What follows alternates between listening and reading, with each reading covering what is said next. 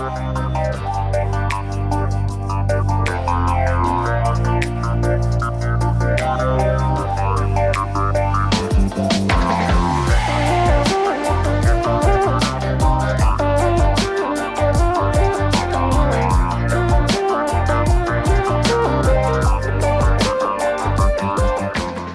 are here today to celebrate those that came before us and to, I suppose, create a link between those that live with lupus and the generations before us that have come through the Windrush. Women is in their 50s.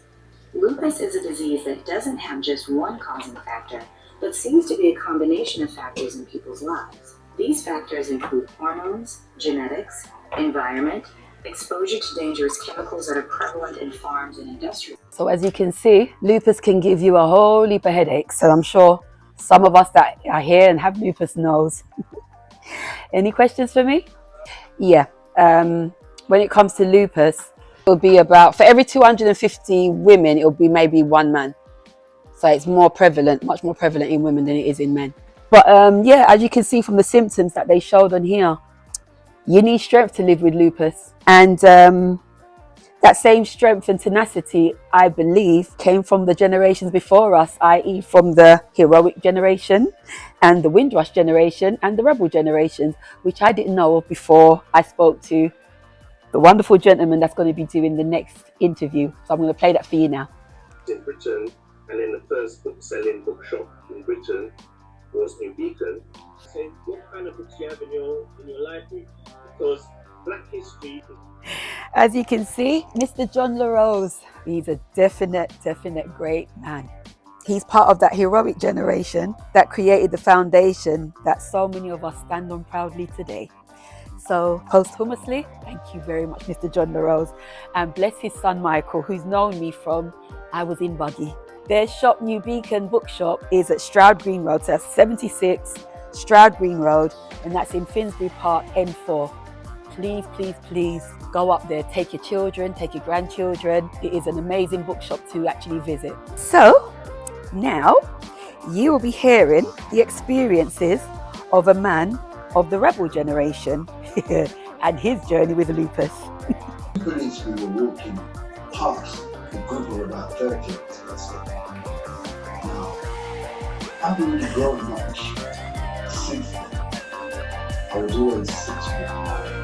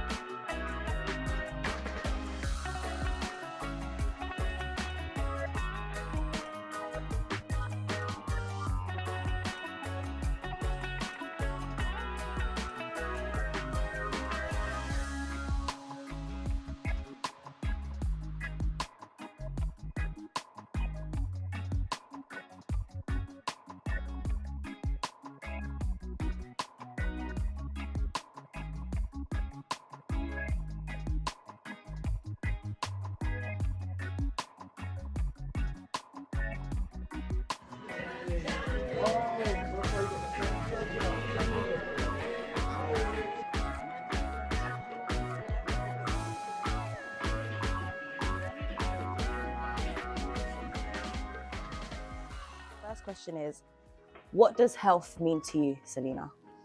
I think for me, health is and has always been about peace of mind. I ended up with rheumatoid arthritis actually in 1994, and that was stress induced. My sister passed in 97, and a couple of years later, I ended up with lupus as well. I think what has helped me to keep my health is actually my peace of mind. That keeps me on the kind of straight and narrow. Might veer off every now and then, especially when the lupus plays up or life happens, but kind of swerving back onto that road or keeping to that particular way of being has been absolutely great for my health, I would say. So from that, I got that peace of mind plays a big part in health for you. Yeah. Okay. Yeah. So am I right in saying that if your mind is right, you have a better chance of being healthy? Absolutely. For me, yeah. Okay. Definitely. And that would lead me to the second question. What strength are you proud of despite being diagnosed with lupus? For me, I would say keeping my integrity. Everybody knows when you have pain, you tend to take it out on other people. Yeah. I try not to do that. Kyrie probably does not agree with me, but I try not to do that. Pain makes you miserable. Pain makes you crabby. Yeah. Pain can make you want to fight people. I try not to do that. I'd say my integrity, my strength of character, I would definitely say. It's helped me not become somebody I didn't want to become again as a result of the pain that you can deal with lupus. Anything else? I think my sense of humour. I can laugh when the kneecap don't stay right and you're trying to hop up the stairs. You know? So yeah, I think out of everything, I think those three things. And not only that, I think I learned a lot from my sister.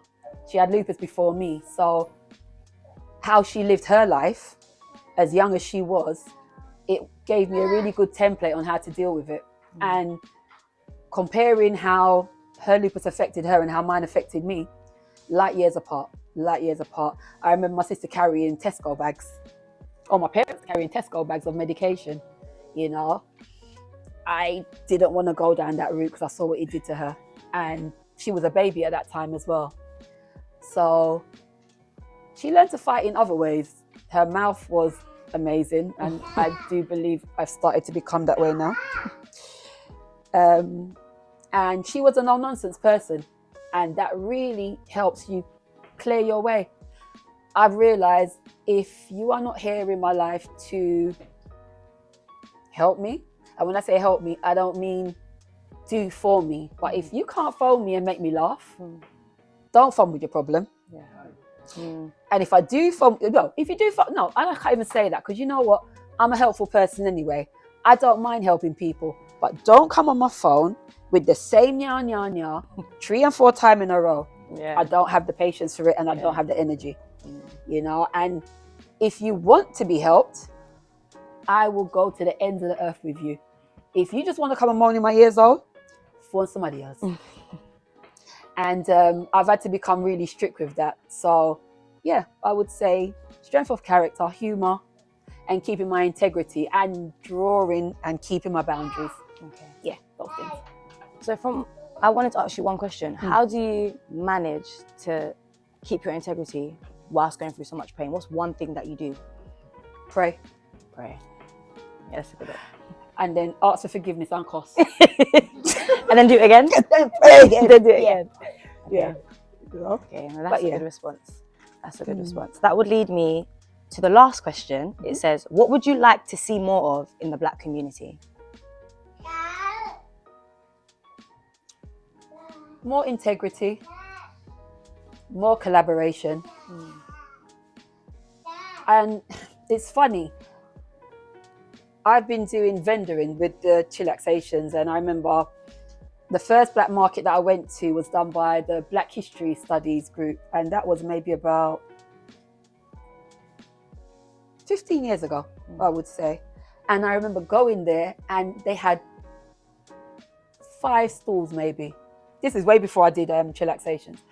And a couple of years, maybe about 7-8 years later, I went to the same, we was vendoring at that event actually.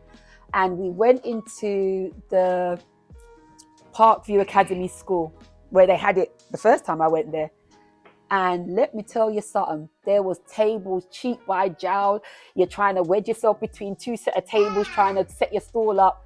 So the progress that we've made for ourselves has been absolutely immense. Keep that going. I'm a happy bunny. Okay. That's it. So basically you just want us to all work together. You know, as you've heard in the previous videos, if we don't work together, Yeah. we ain't going a place. You know, we're just not going to make it. If you take up yourself and go into one big old ship and think you're going to row it by yourself, you ain't going nowhere. And furthermore, if it's you one, you're going around and round and round, if the boat move at all, you know. But if it's you and another set of people, you can get where you're going. And I think we are going in that direction. I just pray that it keeps on going. Yeah.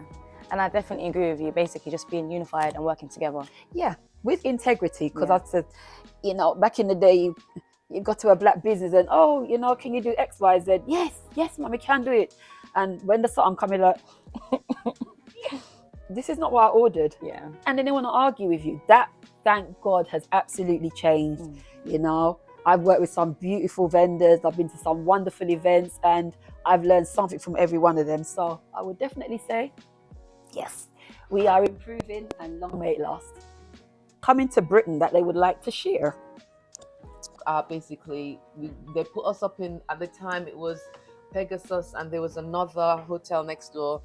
And then, like, maybe about 2 o'clock in the morning, boom, boom, boom, get up, time for, because the plane is, so we had to run out. We got back on the flight and thinking, oh yeah, this is it, we're heading to Britain. No. By the time we landed in Gatwick, it was like 3 a.m. Maybe about 2-3 days later. We completely imagine. My first experience in the UK was not wonderful. We are now going to listen to the experiences of two dear darling people.